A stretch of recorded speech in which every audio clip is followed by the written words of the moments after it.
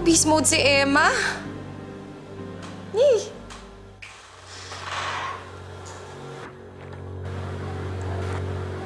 Ano, Georgia? Okay ka na? Sa tingin mo, mukha ba akong okay? Wisit na Emma yun. Alam mo, mukhang sisikat siya sa ginawa niya sa'yo eh. Medyo viral na kayo. Eh, buti na nga lang, hindi masyadong kita yung face mo dyan habang nilalampaso ka niya eh. Grabe, palaban ng Lola Emma mo ha? Kung palaban siya, mas palaban ako. Gagawin ko lahat na kuha lang si Rom.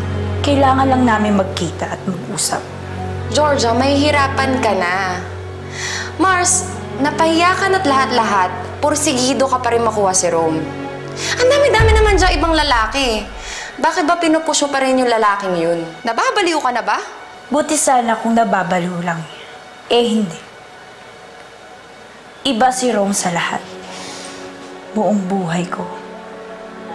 Siya lang ang nagparamdam sa akin kung gaano ako kahalaga.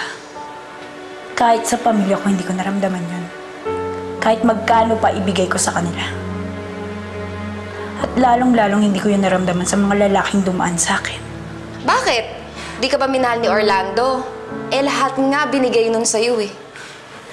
Oo. Lahat noon binigay niya sa akin.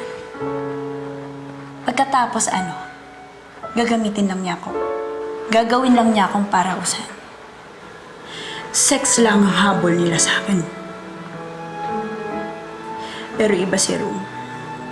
Napakabait niya. Sa kanya ko lang naramdaman na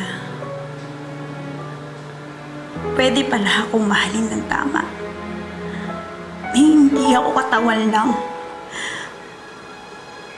Na tao ako naaalagaan at mamahalin.